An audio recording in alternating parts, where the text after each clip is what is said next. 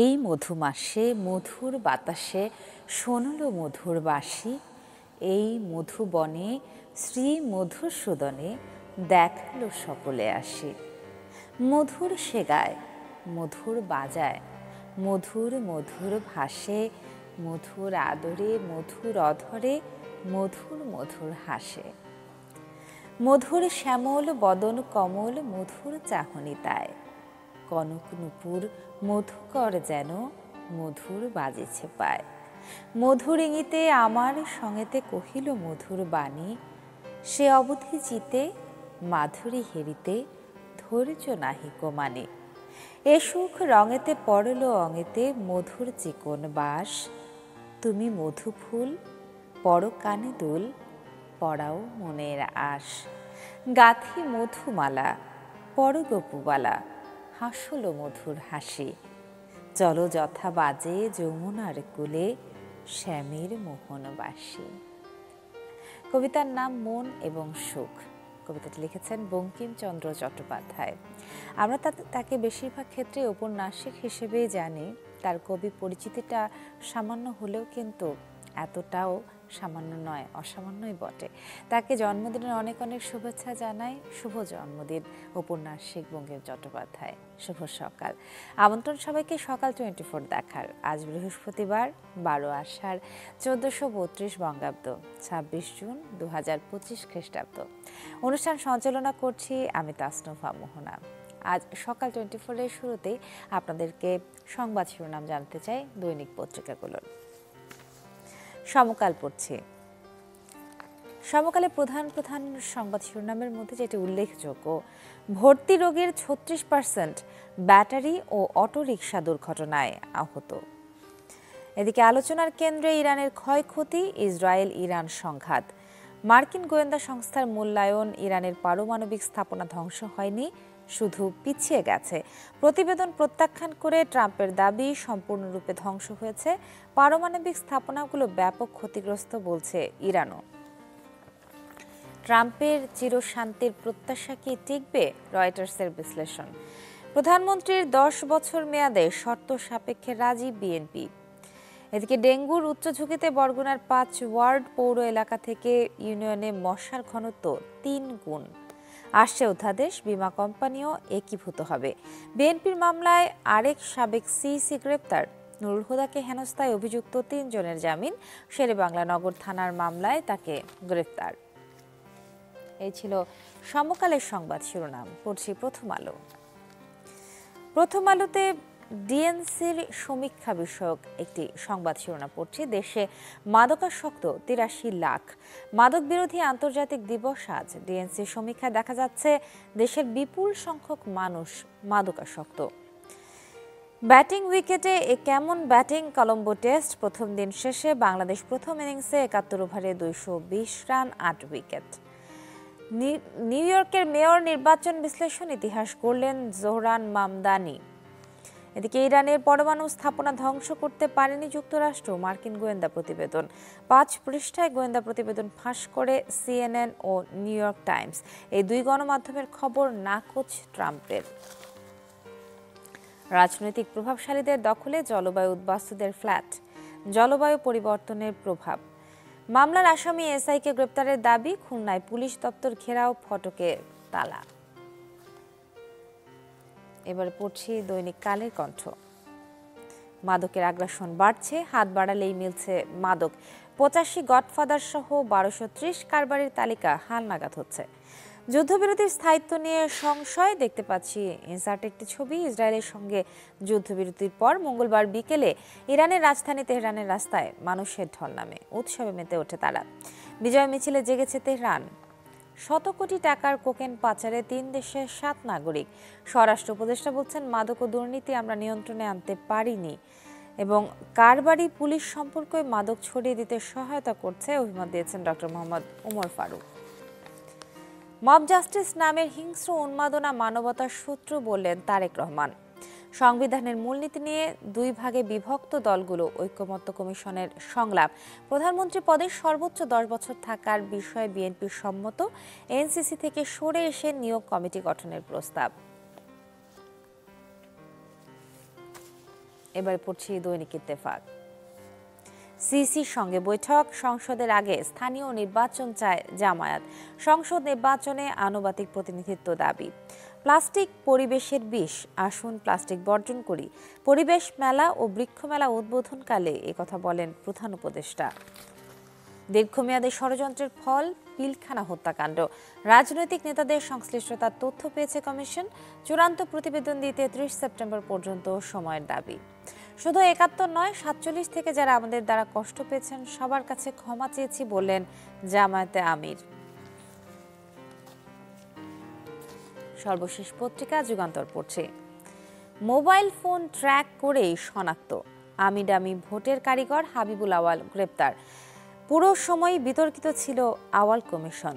এদিকে ত্রয়োদশ জাতীয় সংসদ নির্বাচন, হেভিওয়েটদের বিরুদ্ধে লড়তে হবে এনসিপিকে। 10টি পারমাণবিক বোমার রসদ সরিয়ে ফেলেছে ইরান। ইরান যুক্তরাষ্ট্র আগামী সপ্তাহে বৈঠক ট্রাম্প। রাষ্ট্রীয় মূলনীতি নিয়ে ঐকমত্য তৈরি হয়নি, ঐকমত্য কমিশনের সঙ্গে বৈঠক। বিক্ষোভে উত্তাল খুলনা, কেএমপি কার্যালয়ে তালা, এসআই সুকান্ত দাসকে ছেড়ে দেওয়ার অভিযোগ। এই ছিল আজকের পত্রিকার সংবাদ শিরোনাম। আজ শুরুতেই মধুমাসের একটি কবিতা পড়ছিলাম এবং আপনারা জানেন চলছে মধুমাস, চারিদিকে আমের খবর। রংপুরে হাড়ি ভাঙা আমের খোঁজ খবর তাই নিয়ে আসি, চলুন। রংপুর থেকেই সকাল সকাল যোগ করছি সহকর্মী ফখরুল শাহিনকে। শাহিন, শুভ সকাল জানাই আপনাকে। রংপুরের হাড়িভাঙা আম সারা বাংলাদেশে তো বিখ্যাত বটেই, আন্তর্জাতিকভাবেও প্রবাসী বাঙালিদের কাছেও ভীষণভাবে আগ্রহের বস্তু। সেই হাড়িভাঙা আম ভাঙার খবর আপনার কাছ থেকে জানতে চাই। পাইকারি দাম কত, খুচরা দাম কত এবং বাগানের কি অবস্থা?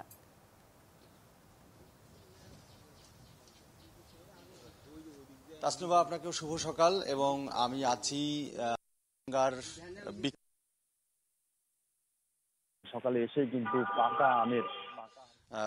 এসেই কিন্তু পাকা হাড়িভাঙ্গা আমের যে সুঘ্রাণ সেটি কিন্তু পাচ্ছি এবং এখনো পাচ্ছি। এবং আমরা দেখতে পাচ্ছি যে এই বাগানে যে পাকা আম সেটি কিন্তু হারভেস্ট হচ্ছে। এবং সবচেয়ে মজার বিষয় হচ্ছে যে রংপুরের এক সময় কিন্তু আমের রাজধানী বলা হতো, খোরাগাছ হাড়িভাঙ্গা আমের রাজধানী বলা হতো এবং সেখানেই মূলত হাড়িভাঙ্গা আমের চাষ হতো সবচেয়ে বেশি।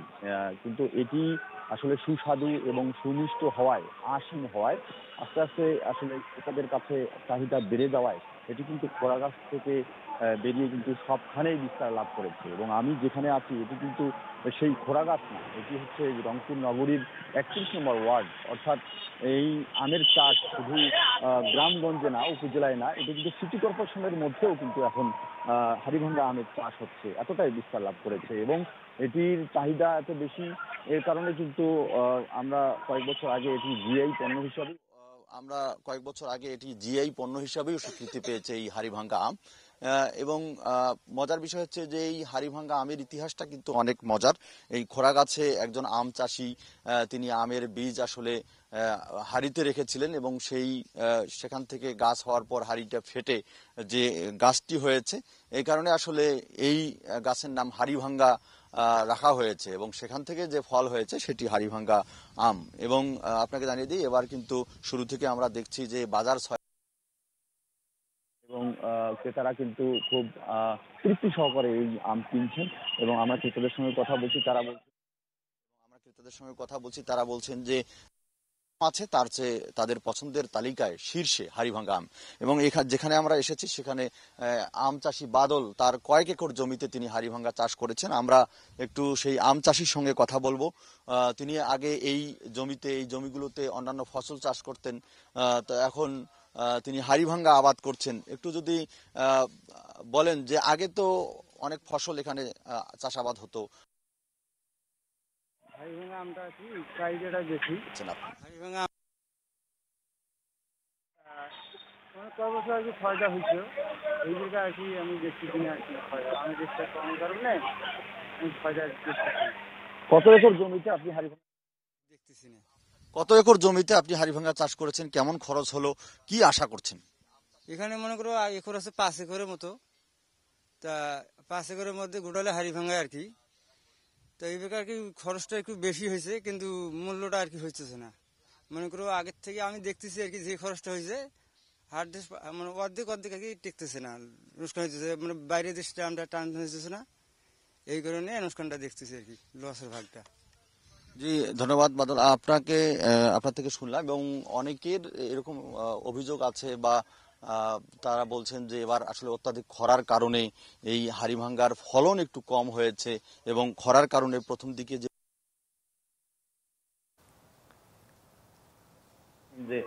এবার লাভটা একটু কম হবে, কিন্তু আমরা অনেক চাষির সঙ্গে কথা বলেছি, তারা বলেছেন যে লাভ কিছুটা কম হলেও আসলে তাদের ক্ষতি হবে না, কারণ ফলন কম হলেও আম কিন্তু নষ্ট হয়নি, কারণ আবহাওয়া অতটা আসলে খারাপ ছিল। এই বাগানে আমরা দেখছি যে আমের যে আকার সেটা গতবারের তুলনায় কিছুটা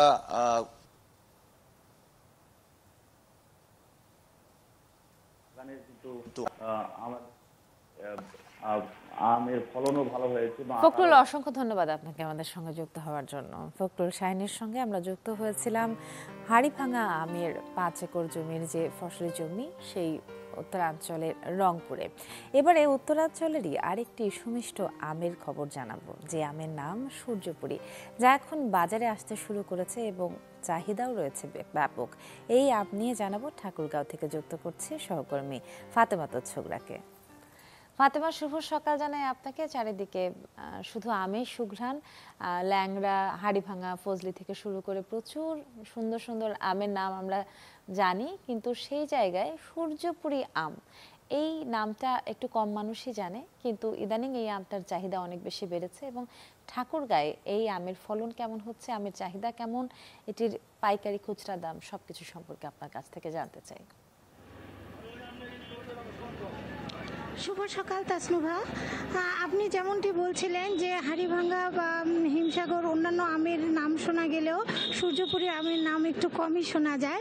আসলে মূলত এই আমটি আকারে একটু ছোট হওয়ায় হয়তো জনপ্রিয়তা কিছুটা কম, তবে এই আমটি অসম্ভব মিষ্টি। যারা একবার খেয়েছে তাসনুভা তারা এই আমটির আসলে ভক্ত হয়ে যায়। এবং একেবারে প্রত্যন্ত অঞ্চল ঠাকুরগাঁ এবং ঠাকুরগাঁয়ের বালিয়াডাঙ্গিতে এই আমটি আসলে আবাদ হয়। তো আমি যদি একটু তথ্য দেই যে ঠাকুরগাঁ জেলায় কিন্তু এবছর 4000 হেক্টর জমিতে এই আমের আবাদ হয়েছে এবং আপনি আমার পেছনে দেখতে পাচ্ছেন যে আমের বাজার কিন্তু এখন লাগতে শুরু করেছে। মূলত রাজশাহী, চাঁপাইনবাবগঞ্জের আমগুলো যখন শেষ হয়ে যায় তখন কিন্তু এই সূর্যপুরী বাজারে আসে এবং এখন কিন্তু বাজারে আসতে শুরু করেছে। এই আমটি অত্যন্ত মিষ্টি এবং এই আমের চামড়াও কিন্তু খুব পাতলা। এই আমটি সম্পর্কে আমি যদি একটু বলি তাসনুভা, যে এই আম আকারে ছোট এবং রসালো এবং অন্যান্য আম পাকলে যেমন হলুদ বা লাল আভা হয়, সূর্যপুরী কিন্তু কাঁচাতেও যেমন গাঢ় সবুজ, পাকার পরেও কিন্তু হালকা সবুজ রঙেরই আবরণ থাকে এবং এটার রং খুব একটা পরিবর্তন হয় না। এবং ঠাকুরগাঁয়ের জন্য সূর্যপুরী মূলত একটা ব্র্যান্ড। এই ঠাকুরগাঁয়ের সূর্যপুরী এতটাই প্রিয় এখানকার মানুষের জন্য যে ঠাকুরগাঁ জেলা প্রশাসকের যে বাসভবন রয়েছে তার নামও দেয়া হয়েছে এই নামের নামে, সূর্যপুরী। তো এই জেলাকে আসলে রিপ্রেজেন্ট করে এই সূর্যপুরী আম। এই আমটি এই জেলার চাহিদা মিটিয়ে বিভিন্ন জেলাতেও যায়, ঢাকা সহ দক্ষিণাঞ্চলে যে সকল জেলাগুলো রয়েছে সেই জেলাগুলোতেই এই আম সরবরাহ করা হয়। তো আমি সকাল থেকে আসলে চাষি এবং ব্যবসায়ীদের সঙ্গে কথা বলেছি, তারা যেটা জানিয়েছে যে সূর্যপুরী কাঁচা যেটা সেটা 40 থেকে 45 এবং 50 টাকার মধ্যেই তারা বিক্রি করছে এবং পাকাটা 30 টাকা 35 টাকা এরকম করে তারা বিক্রি করছে। তো এখন পর্যন্ত এই সূর্যপুরীর দাম কিন্তু ক্রেতাদের হাতের নাগালের মধ্যেই রয়েছে, তারা অনায়াসেই কিন্তু এই আমের সুস্বাদ উপভোগ করতে পারছে। তাসনুভা। ফাতেমা, অসংখ্য ধন্যবাদ সকাল সকাল আমাদের সঙ্গে যুক্ত হবার জন্য। ফাতেমা ছোকরা ছিলেন আমাদের সঙ্গে ঠাকুরগাঁ থেকে। আমরা আপনাদেরকে জানাচ্ছিলাম সূর্যপুরী আমের খবরাখবর। এবারে সকাল 24 থেকে নিচ্ছি ছোট্ট একটি বিরতি, সাথে থাকুন। আমন্ত্রণ আরও একবার, দেখছেন সকাল 24। আজ থেকে শুরু হচ্ছে এইচএসসি ও সমমানের পরীক্ষা, যা চলবে সকাল 10টা থেকে দুপুর 1টা পর্যন্ত। এবারে সব কেন্দ্রে পরীক্ষার্থীদের মানতে হবে করোনা সতর্কতা। প্রথম দিন অনুষ্ঠিত হবে বাংলা প্রথম পত্রের পরীক্ষা। সারা দেশে এবারে অংশ নিচ্ছে 12,51,000-এরও বেশি পরীক্ষার্থী। গত বছরের তুলনায় ছাত্রছাত্রী কমেছে প্রায় 82,000। পরীক্ষায় সুষ্ঠু ও শান্তিপূর্ণ পরিবেশ বজায় রাখতে জেলা প্রশাসন ও আইন শৃঙ্খলা বাহিনীর পাশাপাশি সেনাবাহিনীকেও দায়িত্ব দেওয়া হয়েছে।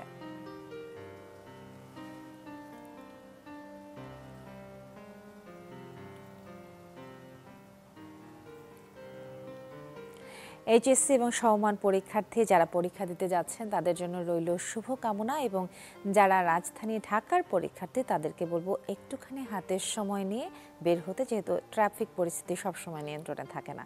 শুভকামনা আরও একবার। এবং যেহেতু মাসের শেষ সপ্তাহ এটি, তাই পর্যটন পরিস্থিতি নিয়ে জেনে আসি চলুন। রাঙামাটি থেকে এবারে যুক্ত করছি আমাদের সহকর্মীকে, তার সঙ্গে কথা বলবো এবং জিয়াউল হক আছেন আমাদের সঙ্গে, তার কাছ থেকে আমরা জানবো রাঙামাটির পর্যটনের পরিস্থিতি। জিয়া, শুভ সকাল জানাই আপনাকে। যেহেতু মাসের শেষ সপ্তাহ এবং ছুটির সময়টা যখনই কাছাকাছি চলে আসে তখনই যারা খুব ঘুরতে পছন্দ করেন তারা বেরিয়ে পড়েন রাজধানী ঢাকা থেকে বা বিভিন্ন জেলা থেকে সুদূর রাঙামাটির ওই দিকটাতে। এই মুহূর্তে রাঙামাটির পর্যটনের পরিস্থিতি কি বলছে, কতখানি ইতিবাচক? পর্যটন বলতে রাঙামাটিতে সারা বছরই আসলে কম বেশি পর্যটকরা এখানে বেড়াতে আসেন। সবচেয়ে বেশি বেড়াতে আসেন যে দুইটি মৌসুমে, সেটি হচ্ছে একটি শীতকাল আর একটি হচ্ছে এই বর্ষা মৌসুমে। শীতকালে আসলে প্রকৃতি অন্যরকম একটা আভা থাকে, যে পাহাড়ের কোল ঘেঁষে আসলে মেঘের একটা দোলা, সেটি আসলে দেখতে আসেন এখানে।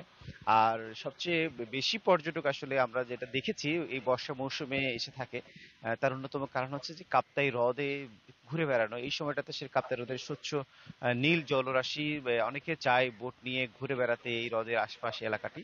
এবং এখানে আসলে বিভিন্ন ধরনের দ্বীপ রয়েছে, যে দ্বীপগুলোতে আসলে এখানকার যে ঐতিহ্যবাহী যে খাবার, যে ক্ষুদ্র নৃগোষ্ঠীরা বসবাস করে তাদের খাবারের দোকান রয়েছে, বিভিন্ন রকমের গ্রামগুলো রয়েছে, সেই গ্রামগুলোতে তারা ঘুরে বেড়ানোর চেষ্টা করেন। একই সাথে এই রাঙামাটির এই বর্ষা মৌসুমে আসলে বেশ কিছু ঝর্ণা রয়েছে, পাহাড়ি ঝর্ণা, যেগুলোতে আসলে পুরো যৌবন ফিরেছে। এই ঝর্ণাগুলোতে চান তারা আসলে বোটে করে, সেসব সুবলং ঝর্ণা, ধূপপানি ঝর্ণা, ঘাগড়া ঝর্ণা, আশপাশে যে ঝর্ণাগুলোতে আছে তারা সেগুলোতে গিয়ে গা ভিজান এবং পরন্ত বিকেলে আসলে আবারও তারা রাঙামাটি শহরে ফিরে আসেন। রাঙামাটি শহরে যে কয়েকটি পর্যটন কেন্দ্র বা বিনোদন কেন্দ্র রয়েছে তার মধ্যে পলল পার্ক, ঝুলন্ত সেতু।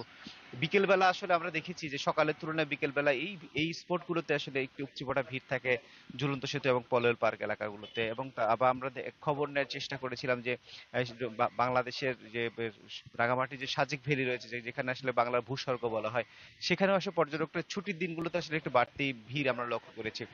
এবং সেসব পর্যটন যে যারা দায়িত্ব রয়েছে রাঙামাটি পর্যটন কর্পোরেশন, তারা বলছেন যে বর্ষা মৌসুমে তাদের এই সময়টাতে খুব ভালো ব্যবসা হচ্ছে, এবং যে কোরবানি ঈদ পর থেকে আসলে এখন পর্যন্ত প্রতি সপ্তাহে আসলে এই ছুটির দিনগুলোতে পর্যটকের ভিড় থাকে।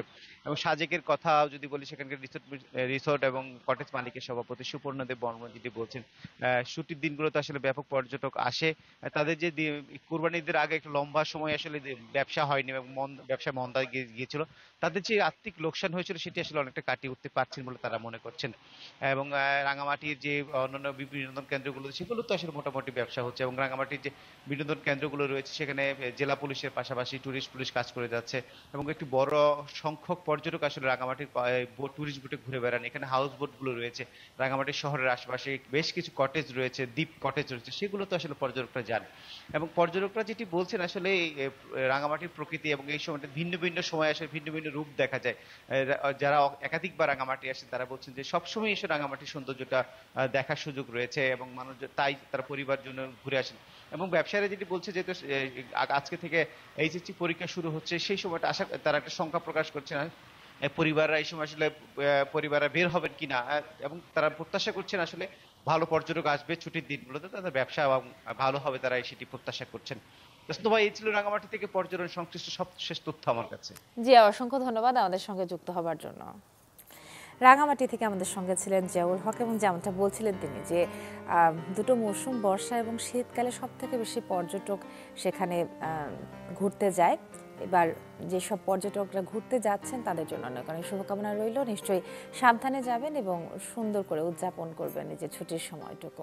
চলুন এবারে দেখে আসা যায় গেল 24 ঘন্টার আবহাওয়ার তথ্য এবং সেই সঙ্গে জানিয়ে দিচ্ছি আজ সারাদিনের আবহাওয়ার আপডেট। ঢাকায় সর্বোচ্চ তাপমাত্রা 34.4 ডিগ্রি সেলসিয়াস এবং সর্বনিম্ন তাপমাত্রা 28.2 ডিগ্রি সেলসিয়াস। রাজশাহীতে সর্বোচ্চ 33.9 এবং সর্বনিম্ন 27 ডিগ্রি সেলসিয়াস। রংপুরে সর্বোচ্চ 33.5 এবং সর্বনিম্ন 26.2 ডিগ্রি সেলসিয়াস। ময়মনসিংহে সর্বোচ্চ 31.4 এবং সর্বনিম্ন 26.6 ডিগ্রি সেলসিয়াস। সিলেটে সর্বোচ্চ 34.4 এবং সর্বনিম্ন 24.2 ডিগ্রি সেলসিয়াস। চট্টগ্রামে সর্বোচ্চ 33.8 এবং সর্বনিম্ন 27 ডিগ্রি সেলসিয়াস।